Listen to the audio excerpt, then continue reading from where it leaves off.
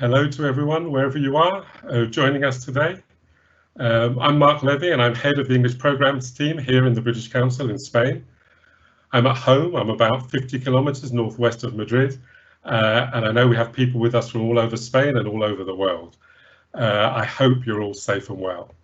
Welcome to the second of our 3 discussion panels, which are aimed at starting new conversations around rethinking key themes in plurilingual and bilingual education.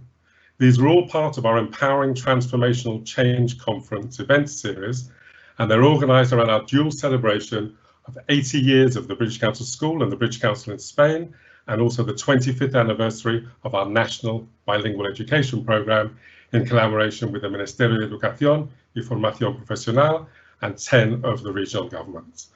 Some of you may have been with us for our first discussion panel on rethinking assessment, which was 2 weeks ago, and I hope you found that as interesting as I did. I'm hoping that today's discussion, Rethinking Inclusion in Plurilingual Education, is equally thought-provoking. We all know that there are huge challenges around inclusion policies and inclusive practices in education. But is it true, as some argue, that these challenges are even more difficult to address in plurilingual and bilingual education programs? Does learning through another language make inclusion more difficult? And if so, how can we mitigate this? What can we all do to ensure that plurilingual and bilingual programs provide a successful education for all? These are some of the questions that we'll be discussing today, but before I introduce the 4 panelists who will give us their thoughts on these and other questions, let me just tell you how the session will run. There will be 2 parts. First, I'll ask each of the panelists to present for a few minutes on an area related to the theme, and after that, we'll move on to Q&A, to questions and answers. For this part, I've already got some questions for the panelists that some of you sent in advance. Thank you for that.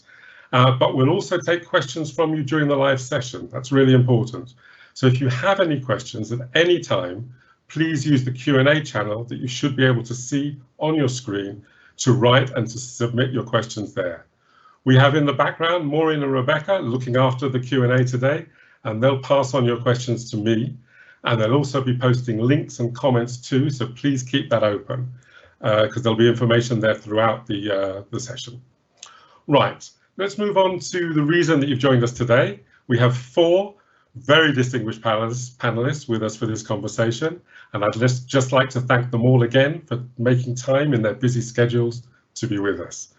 You'll have seen their full biographies on the website and on the information that we sent you, so I'm not going to read through it all again, but I would like just to briefly introduce them. The first person to speak will be Tony Booth. Tony is the main author of the Index for Inclusion, a guide to school development led by inclusive values, and that's been translated into over 50 languages. He's currently director of the Index for Inclusion Network. Speaking after Tony will be Mariano Fernandez. Mariano is director of the National Institute for Public Administration in Spain. That's the Instituto Nacional de Administración Pública. And he's also professor of sociology at the Complutense University in Madrid.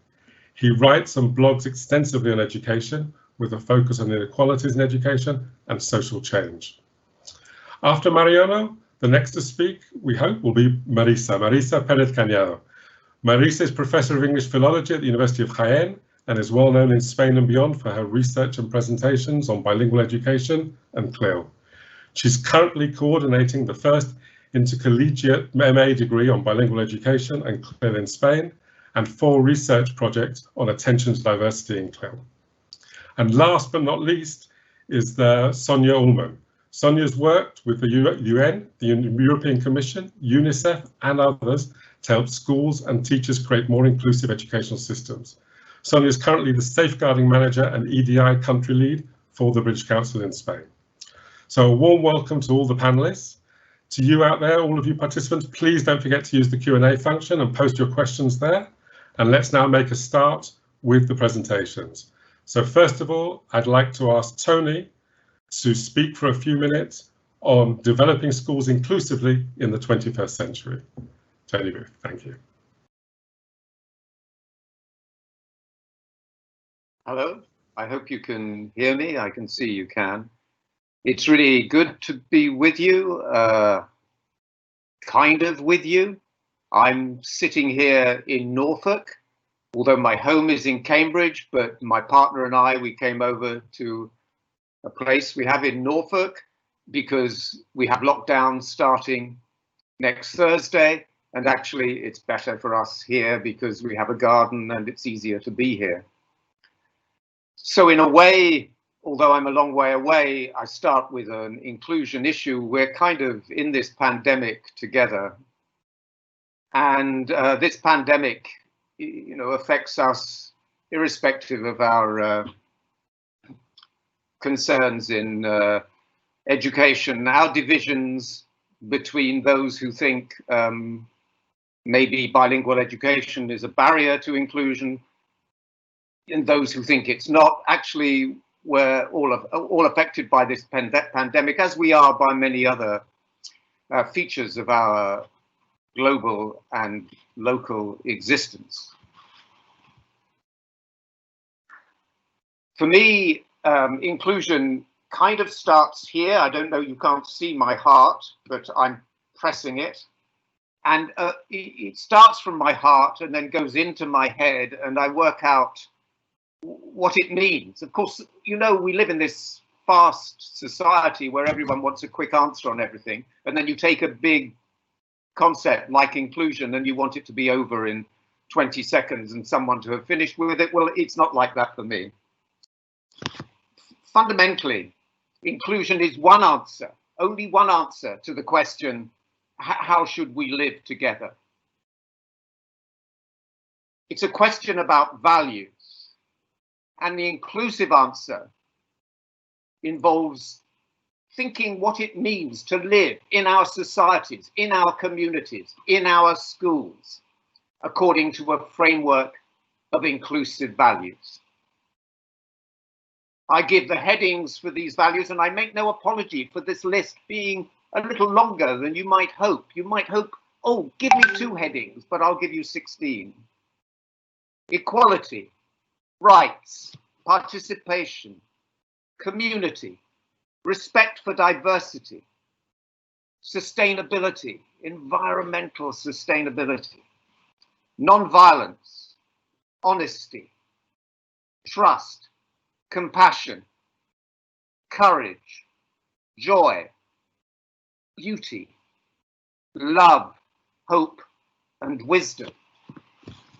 And we could spend a whole session talking about the implications, the practical implications, the implications for our day-to-day action of each one of those values.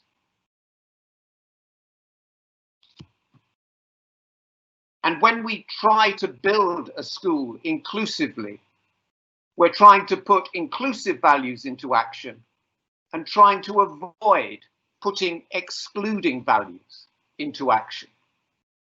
You know, we're all experts on exclusion.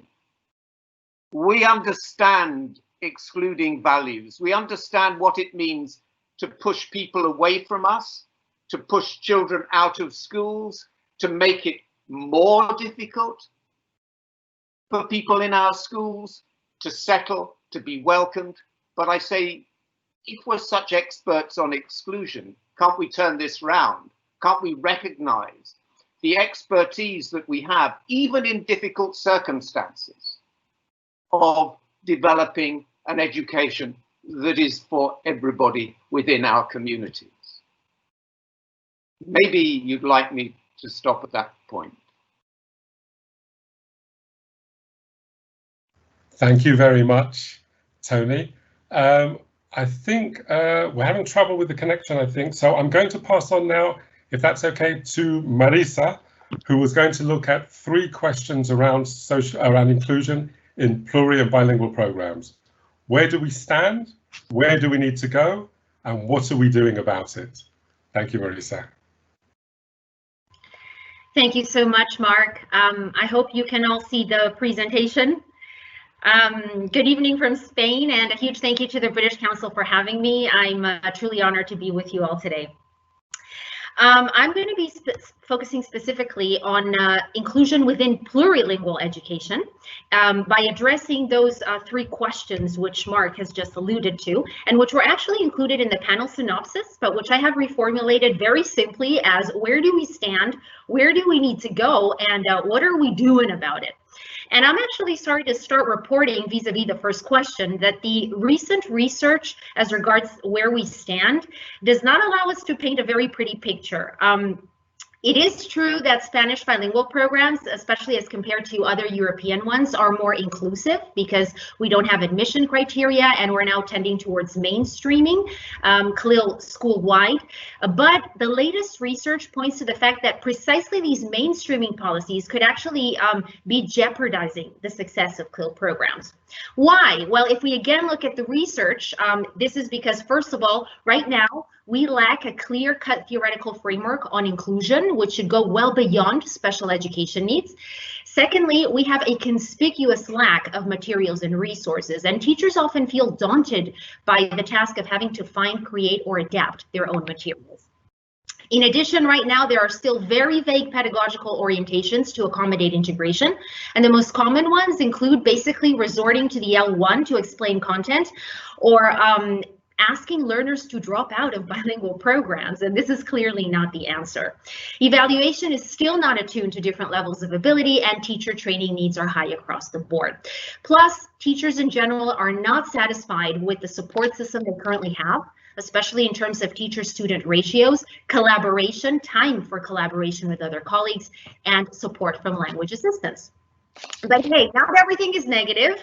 There is a flip side to that, and that is that we have an increasingly growing body of robust research tapping into the whole issue of elitism and segregation and diversity, and it's allowing us to discern very clear-cut trends which are actually very encouraging, such as the fact, for instance, that the initial self-selection, which was operative in CLIL groups, is now increasingly obsolete. Also, and very interestingly, that CLIL programs seem to be acting as levelers and canceling out differences, and that they also can work in the most disenfranchised of settings.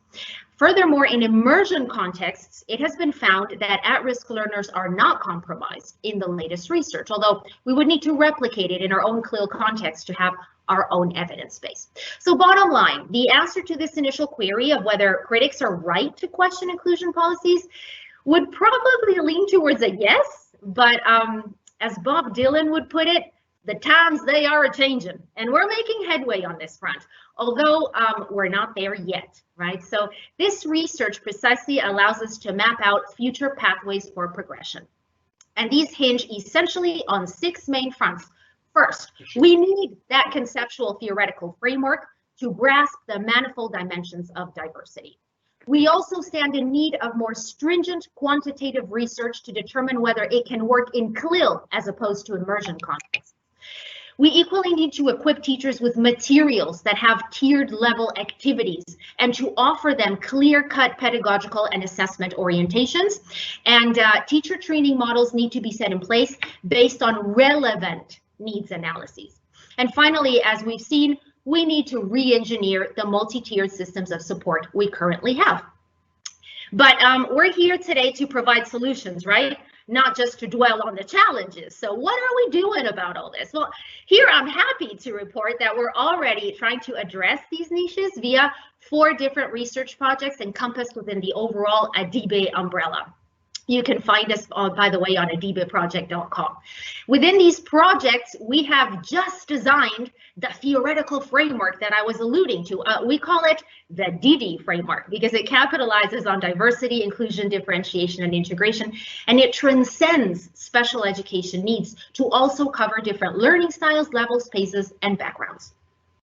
A carefully controlled quantitative study is also being carried out to determine whether CLIL can work with all types of achievers, replicating the research that has been carried out in immersion contexts, but in ours.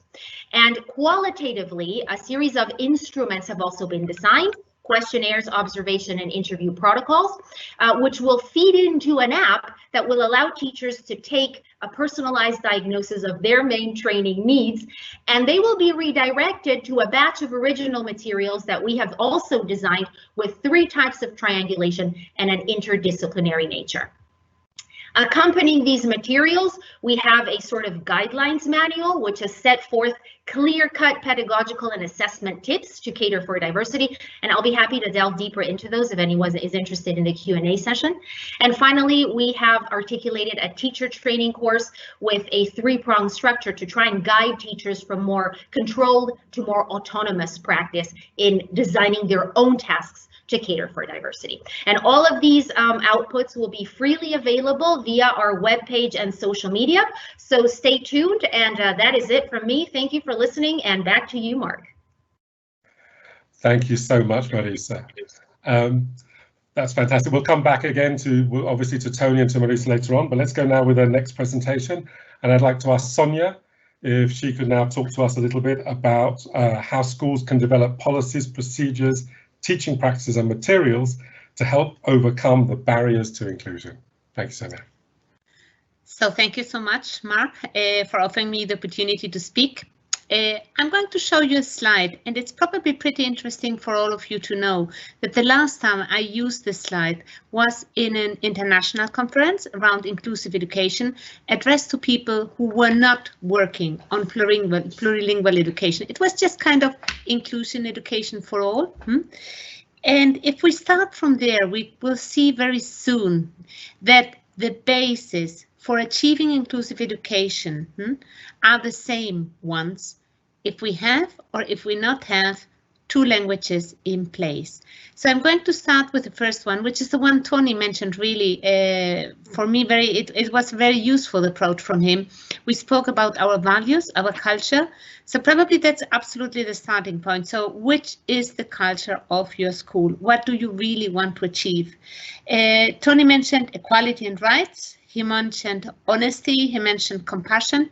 And I'm going to add a couple of more of them into it. Why do we want children to speak more than one language? Do we want to have them kind of being fluent in more than one language just because we want them to remain at home without interaction, without meeting people from different countries, without kind of traveling across the world? Or do we really want to make them fluent in different languages so that they are able to travel to Japan, to Indonesia, to Thailand, to Chile, and they can meet different people, know how to deal with people who are different, know how to interact with people with different backgrounds? I think that we probably all agree on the second one. And I think that one of the biggest benefits of an inclusive setting is that children learn really from early stage on to deal and interact with people who are different to them. And that's absolutely crucial if they want to be successful in the world today. So the culture. Then we go over with the goals of the school. What do we really want to achieve? Do we want to make sure that our children are going to make page 1 till page 25 in the workbook? Or do we really want them to learn English, to learn how to work in peers, to learn how to make projects, working in different environments, etc.? What are really the goals of each of the schools we're working at? And probably you think like, that sounds like a little bit of a wishy-washy, you know, this kind of values, nothing really which I can touch on. But probably it's something that it's going to be the absolutely basis of the further success and the future success. So please consider it, listen to it. Listen also in the impact of these two parts in the success of students and how it makes it really different once the students come out of school. And then, and not afterwards, we go to the school structure. So how big are our classrooms? How many students do we have? How many teachers do we have? How many support persons do we have? It may be really different, but also even the school structure can be flexible. So you may have seen that when people speak about multiple intelligence, they really use big classroom and they interact with different classroom in one place.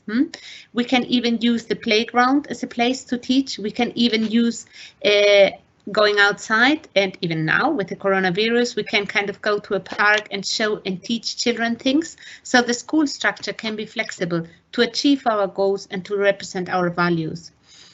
And then we can do the next step, which is the teaching practices. So we definitely have massive, and it's absolutely overwhelming how much material we have on the websites, on web pages, on blogspots, on Instagram, on whatever kind of Facebook platforms, etc., where somebody has done something which is really a good practice. He wants to share, she wants to share, and we all can benefit from. And for me, the main problem with the teaching practices is that they quite often remain in just one setting. They are not shared. So I encourage you here, all teachers, to share, to show, to tell people what you have done, because it's going to be absolutely useful and it's going to save a lot of time.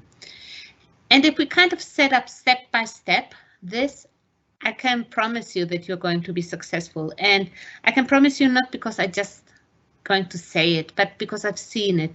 I had the pleasure to travel across the world and visit different settings, different schools, and I've seen that if this kind of structure is in place, schools are successful, students are happy, they come happy to the school, and again, they are happy in the future working as a professional. So probably that's my point, Mark. I don't know what you think about. Thanks very much, Sonia. We'll come back to that, I think, in a moment.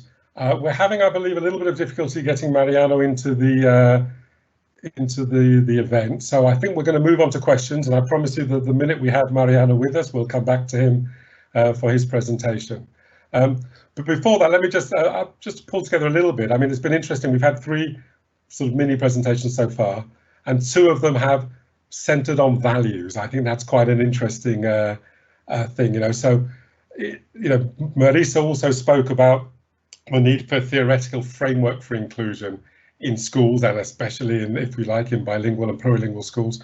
But beneath that, there's a question of values here, and I think that's very, very important. Maybe something we'll come back to again in some of the questions. Obviously, then there are issues about school structure, there are issues about teaching practice and materials. And again, Tony through his index for inclusion and Marisa with some of the things that she showed us with the Adibu project. There are lots of resources out there, and sometimes it's a bit about how being able to access them, to make them accessible and to then bring them into the classroom. And of course, training is part of that as well.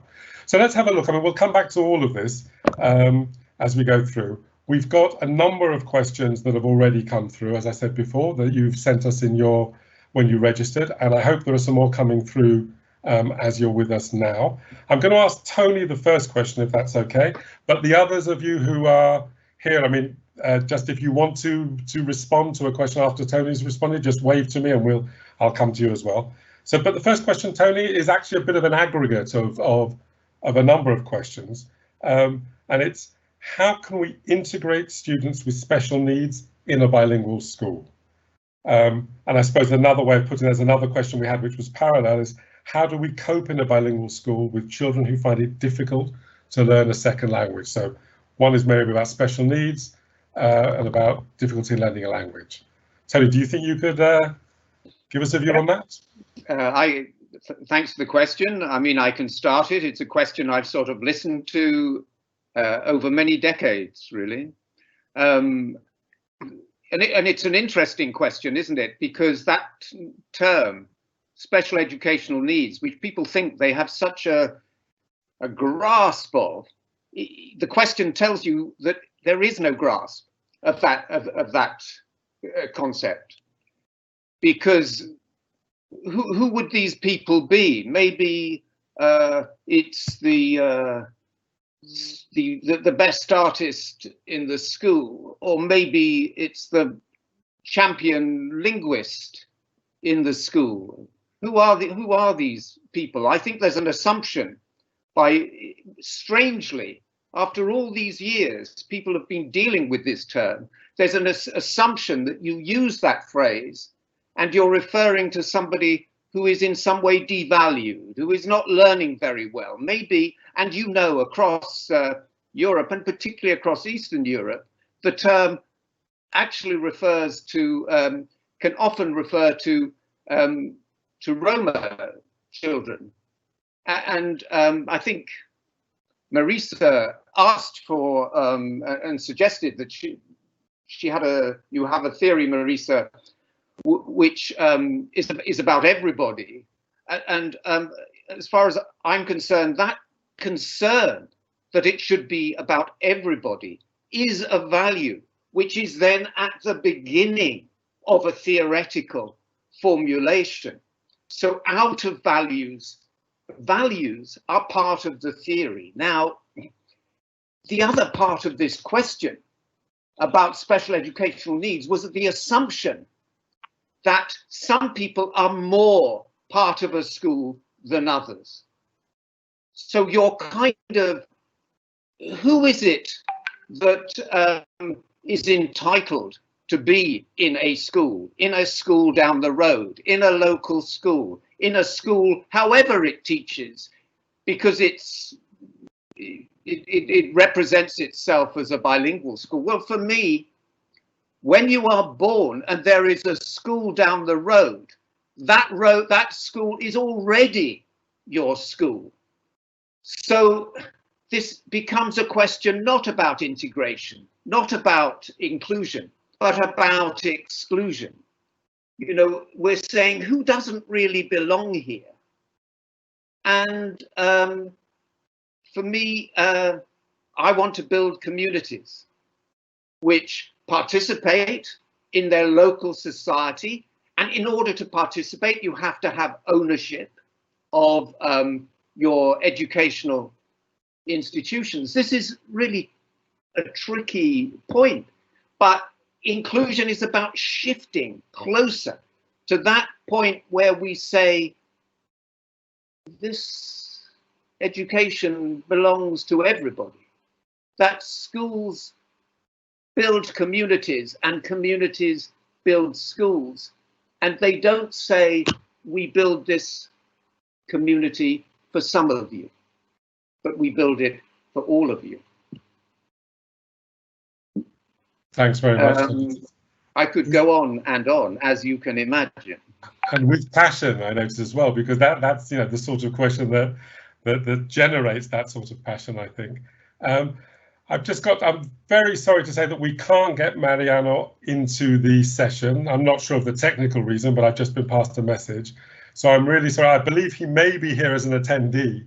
And if you are, Mariano, I'm really sorry that we can't get you in, but we can't seem to get him on screen. So we'll move on to the questions. And Mariano, if you want to ask a question, if you are here, then please do. We'll come back to some of those questions, I think, that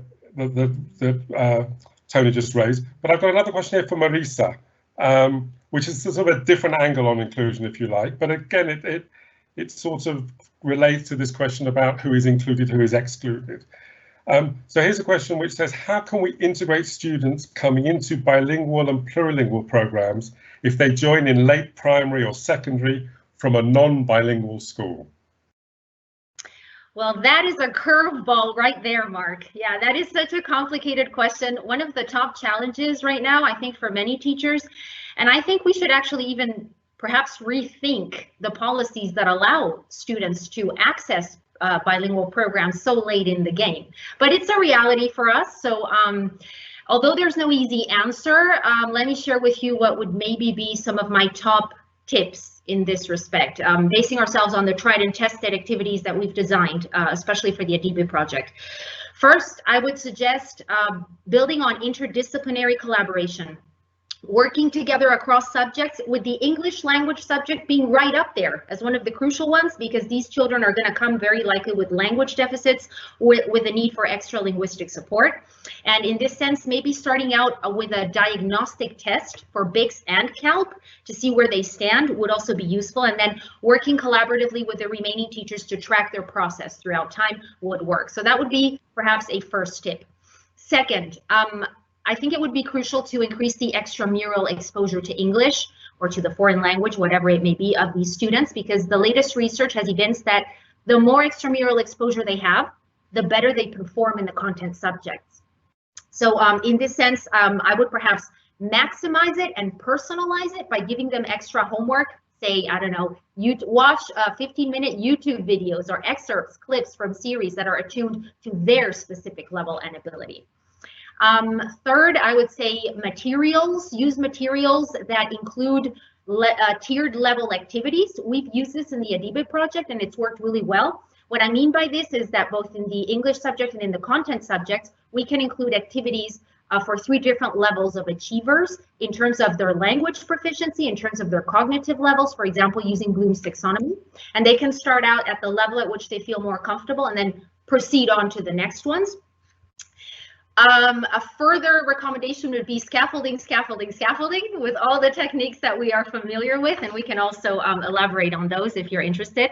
And obviously capitalize on student-centered, almost done, Mark. Capitalize on student-centered methodologies and the different types of groupings and modalities so that we can work with same ability groups, mixed ability groups.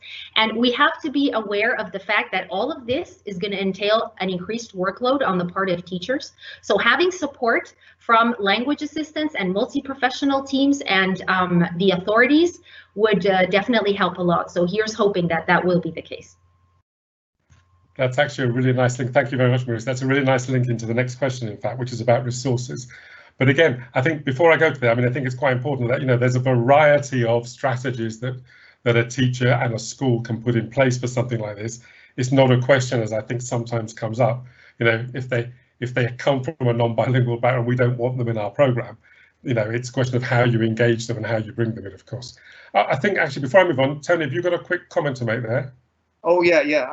I think we focus on when we focus on an area, we kind of think, oh, this is the thing that is interrupting the life of a school. I just wanted to say that interruptions in the life of a school, interruptions in the life of a classroom, interruptions in a lesson are just happen all the time. And the great thing about many of our teachers in schools is that they're very adept at coping with unpredicted circumstances. So really, people already have that knowledge of how you cope with something that just is out of the norm. And the problem, we create a problem if we narrow the range of what normal teaching, normal lessons, normal days are meant to be for our teaching profession. Thanks very much for that, Tony. Actually, there's a question. I'm going to go to Sonia with another question, but one of the questions that's already come in, I think, also refers back to that. So if you can bear in mind the idea that there's a question here about the extensive use of a textbook and inclusion, and that's possibly part of the answer to a problem you've just raised, Tony. But let's go first of all to Sonia for the next question. Sonia, this is actually a question about resources. And I suppose it's also a question about the lack of resources.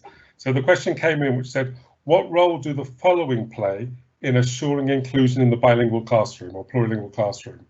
So A, 2 teachers or more than 1 teacher, B, a small number of students, or C, adapted materials.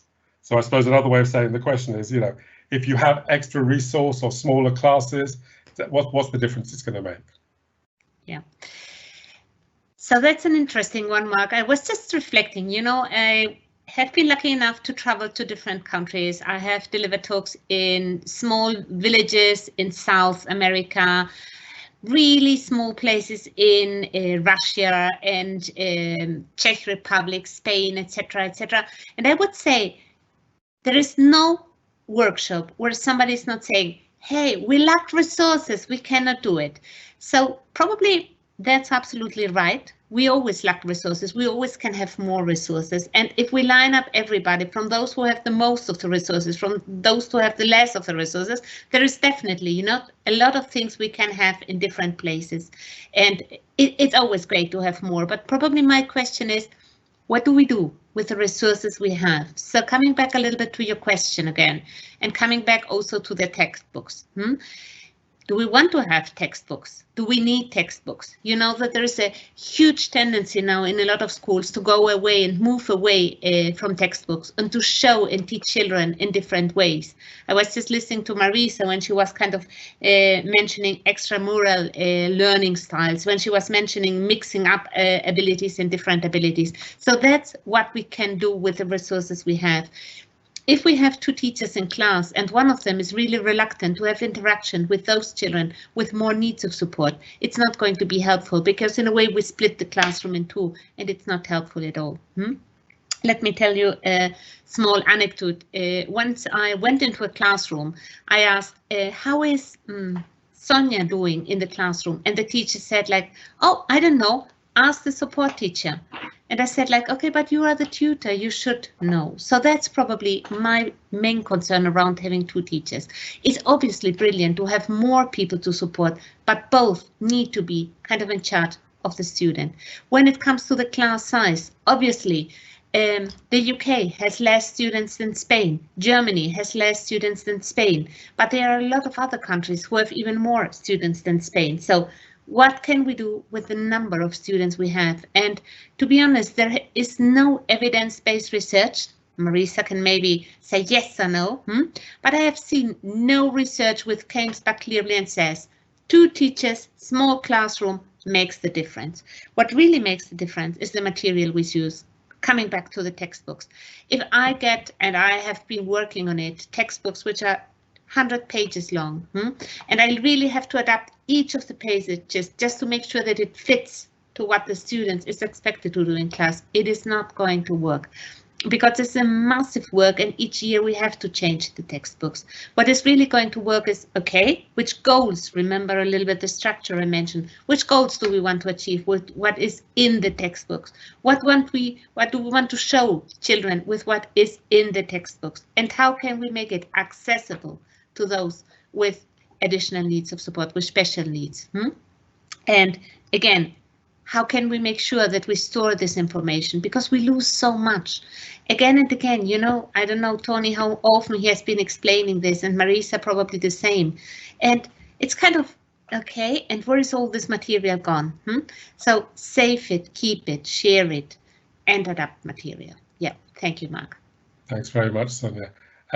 There's a lot of in there, but it's interesting. But of course, it is, you know, it's not about the quantity of resources, it's about how they're used. And that brings you back to what are the objectives in the first place? What are the goals? And back again, what are the values? Did anybody want? I sort of half saw movement. If nobody wants to comment on that, I'll move on to the next question. No, Marisa, no, Tony. Okay, thank you. So, you know, again, please send your questions in because there are questions I think that will cover some of these angles again. Oh, sorry. Okay, Tony.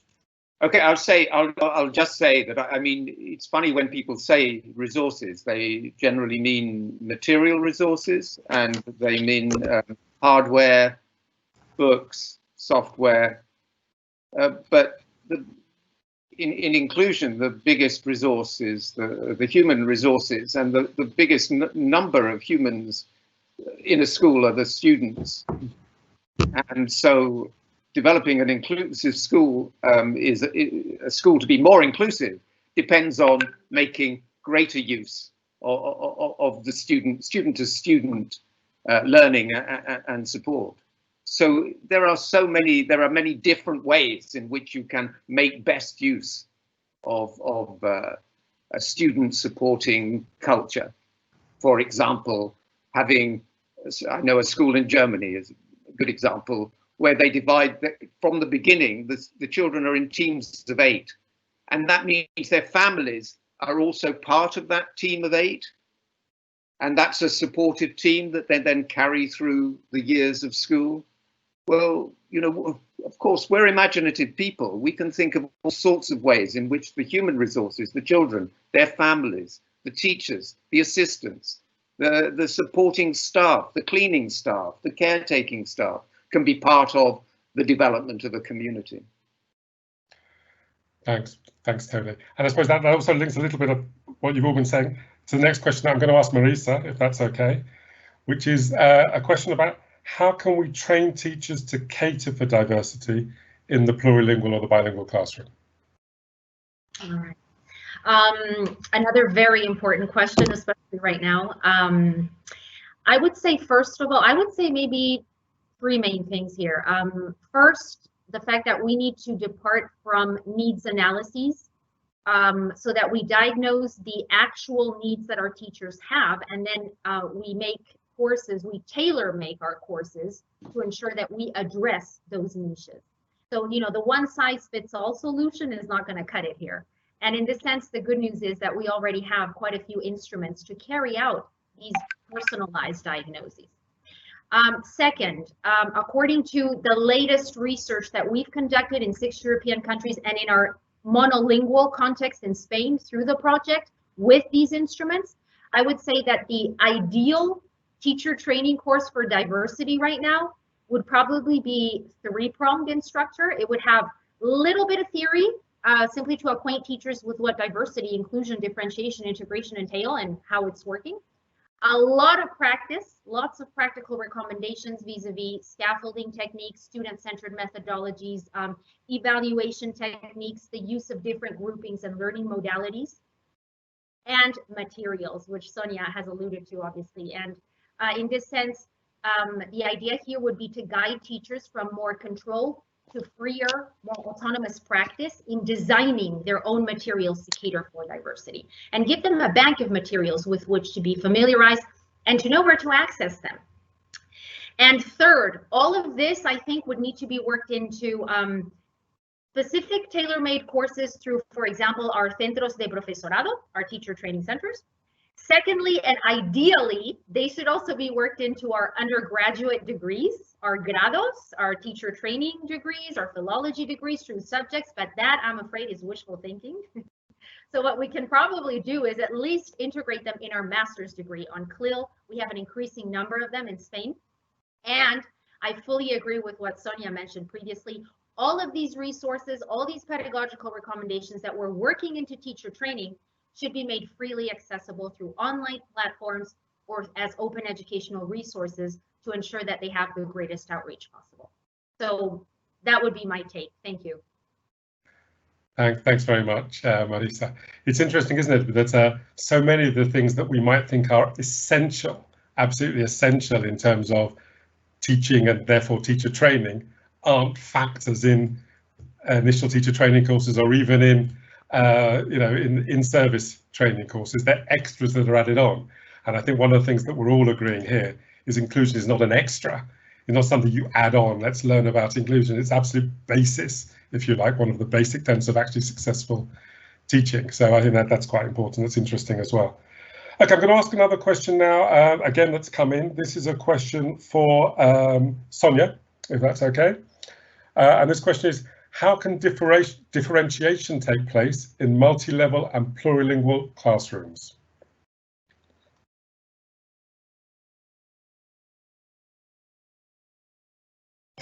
Sorry, I'm going to use the opportunity to come back not only to this question, because I was kind of waving, because I was thinking of something. I know that we have a wide teacher audience listening to us, and I know that many of them may think at this moment, like at this moment of the webinar, like, okay, it's easy for them to speak, you know, they speak from an office, they speak from a university building, they speak from somewhere. So probably the most important thing is to recognize the hard work you are doing.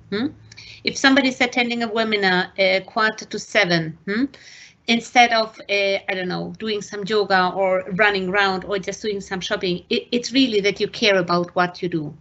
And we are not saying, and please, I know Marisa and I know also Tony, none of us is saying that it's easy and that you are not doing everything possible to be successful. So probably one of the things we definitely need to make sure is that the training you receive in the universities enables you, makes it possible for you to really be a good inclusive teacher. And I sometimes have to say that I've seen a lot of changes in teaching practices and a lot of really useful material out in the web pages, but not a lot of them reaches the students in universities. And I think that's a shame. So coming back a little bit to your question, I really think that the webinar you did the other day around assessment, it's really important. The way we assess if somebody is successful, the way we really make sure that somebody benefits from, is really something we need to reflect on. So what does it mean? Come back a little bit to Spain. So I'm not really sure how much people are leaving without finishing the ESO, the mandatory part of the school. I think the latest numbers were around 25%. I know that they are now a little bit lower. Let's guess 20, 80%. So that means that from every 100 students, 80, 20 leave the school without being able to reach the minimum. And if somebody, and such a huge percentage, is not able to reach the minimum, something it's not really functioning well. Because we are not speaking about the bachillerato, we are not speaking of higher education, we are speaking that people are not able to achieve the minimum. So probably when it comes back to assessment and when it comes back to see what people get out of the system, we need to change the way we look at it. I often say that if somebody is, for example, working in Kodak, you may remember the photography company. Years ago, they did the photos in a certain way. And they said, we keep doing it because it is functioning and we are the best. Okay. They had to close. Why? Because people do not want to make any longer photos through Kodak cameras. They have phones, they have now other devices, and they want to make it different. But this is not really happening within the school. And the way we assess the learning outcomes of schools still remains in many places the same, and I think this is a problem. So coming back again to your question, individual learning plans is a very useful tool. So we have this student with this background, with this situation, with this difficulties, and with these strong points. What do we want him to achieve in the bilingual classroom? This, and this, how, and this way. So there we really will see, and that's really important, if he's really learning, if he's moving forward. Because if we take, for example, a child with autism and try to see how good he is in feeling and understanding how other feels, he's always going to fail. There's not going to be an improvement. So we cannot assess him in the same way. We really need to make sure that we evaluate what the learning needs of a concrete person is. And just coming back to it, somebody may say, oh yeah, okay, what shall I do? 200 individual learning plans? I don't know if you have heard about concepts which are pretty linked again to multiple intelligences, like learning rubrics, where really the young children set up the goals of the things they want to learn, what they want to achieve. And coming back to the idea of scaffolding Marisa mentioned before, it's really, I want always more. So to make a long story short, Mark, definitely, what do we want children to achieve at school? And once we know it, once we know our goals, then we can see how we can make adaptations to those who have different goals in the way we assess them. Thanks very much, Sonia. That's a very, very interesting answer and touch on a lot of things that have been said before. I'm tempted to follow that up, but there are actually several questions which have come in a slightly different angle, which I think would be interesting to take, although I'm not really sure which of you might want to answer this. So if I'm going to ask the question and then you decide. That there have been several questions about multilingualism and educating multilingually. One of them says that multilingualism is an opportunity to open up the learning space in multiple languages and perspectives. And then goes on, I think it's the same person, I'm not sure, says, how can these inclusion processes support a more multilingual approach in education in general, so all children feel acknowledged and included? And there's a third part to that, which I think it might be a different question. And are educators teaching or educating multilingually? So there's something here about the opportunity of multilingual education to take this on from different perspectives and to educate in a different way. I'm not sure it's the speciality point of any of your expertise point of any of the three of you. Would somebody like to answer that? Or, yeah, Sonia, would you like to say something on that? Happy to do it. You have me still in the red box, so I thought, okay, that's my, I need to do it. I love the wording educating multilingually, because again, what do we want to do? Do we want to teach children to use a language, or do we want them to speak a language? Okay, which is probably for me the huge difference. So I think that definitely we are educating multilingually, because we are educating something much broader than just the language. We are talking about values. We are talking about how we can come along with people in different countries and places. So for me, definitely, we are educating multilingually, and we're trying to adapt ourselves to an environment which is constantly changing. And the way we were educated, I'm pretty old, so it's absolutely different, and the needs children have are absolutely different to the needs I had. So I definitely would love my children to be educated multilingually, if this is kind of a good answer. And I suppose there's something about the value of all languages. I mean, maybe less of an issue in a country like Spain, or maybe, well, it depends where you live in Spain, but there's the question about mother tongue and you know, the dominance of English. Tony, do you have something to add there? Yeah. I mean, I'm interested in all schools, because all schools, it's hardly any school that could describe itself as monocultural. All schools are multicultural, and as the moment people start opening up about their interconnections, actually their heritages are in all schools. There are diverse heritages and diverse cultures. Actually, I wonder how many schools that classify themselves as bilingual actually know what the languages are that both all the adults have access to and all the children. I mean, I've asked this question many times in schools in a number of countries, and quite commonly the answer is we don't know.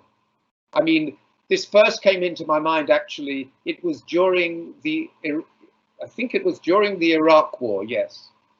And there was a teacher in the school whose first language was Arabic. And I said, has there ever been a time in your teaching time in this school when someone has acknowledged your first language and thought it might make a contribution to the school? And she said, no, never.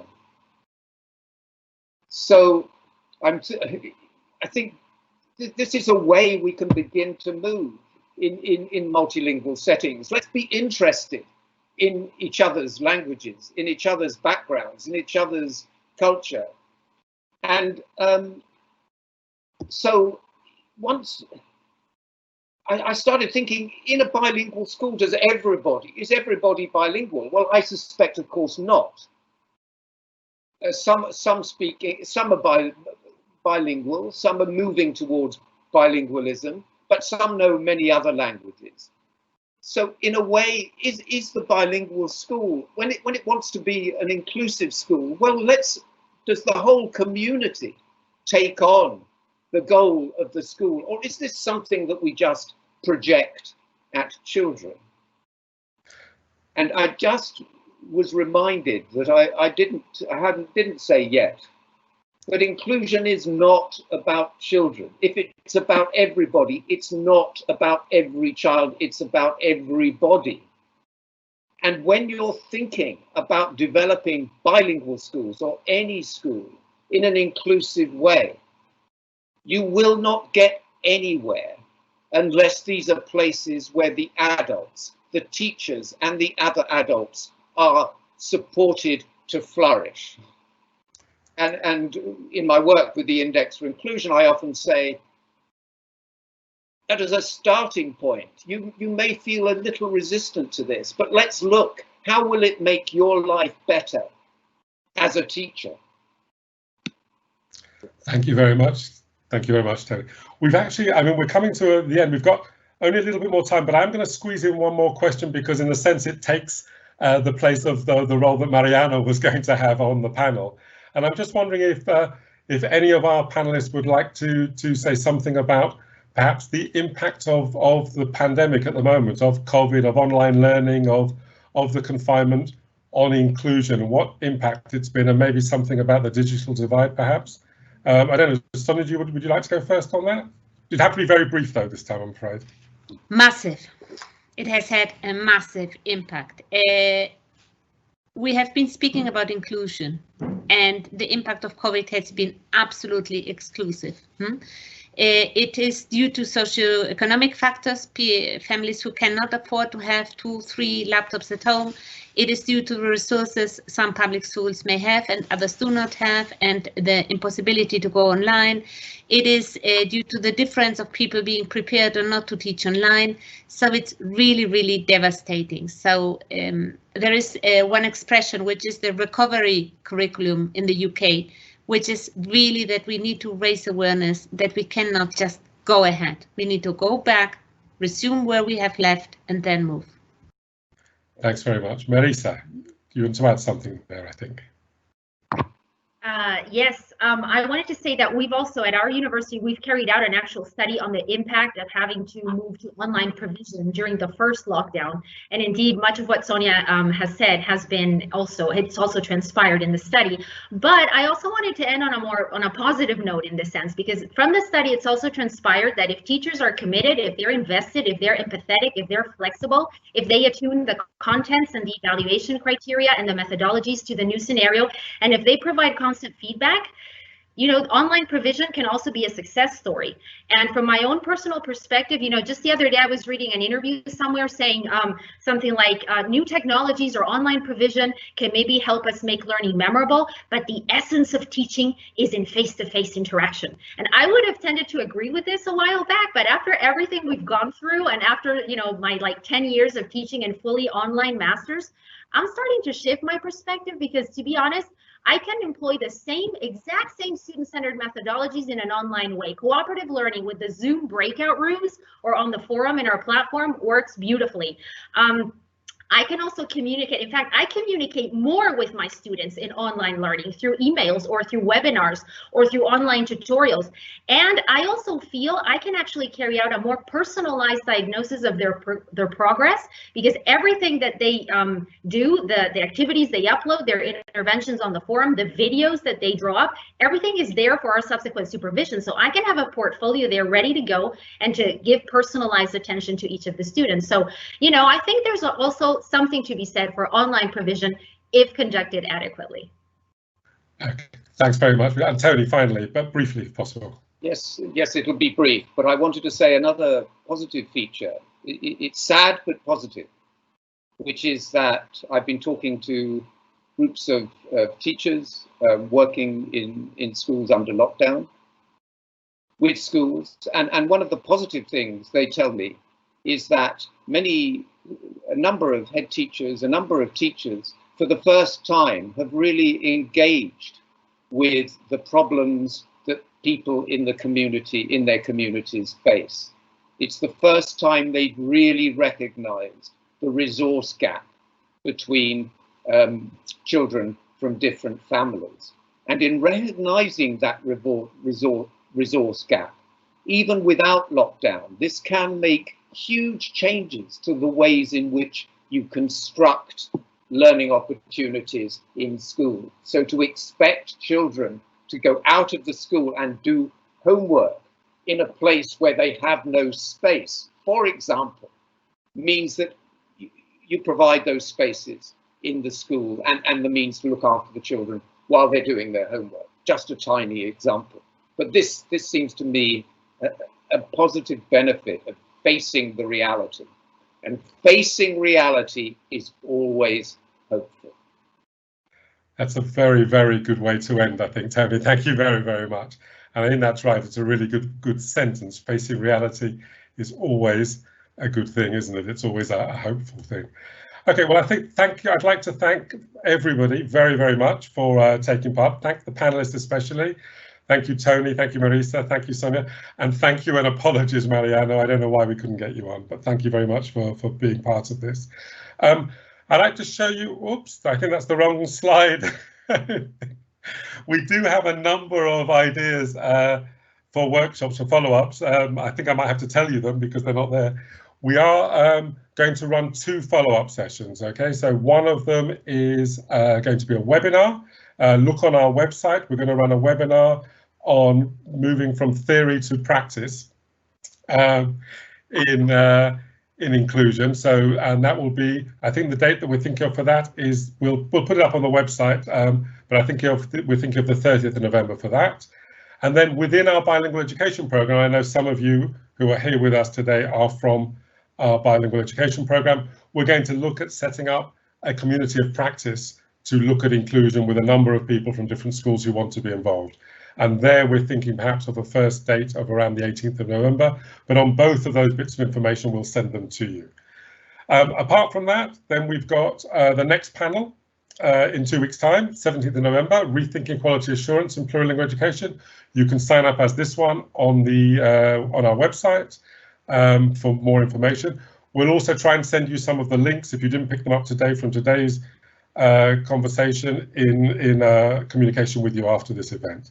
So thanks everybody for being part of this. Thank you very much for joining us. Thank you for your questions. I'm sorry we weren't able to deal with the questions maybe to the depth that we would have wanted, but we will, as we said, this is rethinking inclusion and it's the start of a conversation. So hopefully the conversation will continue and we'd love to continue it with you. I think that's it for now. Thank you all very much. Stay well, stay safe, and I hope to see some of you in a couple of weeks' time. Bye now.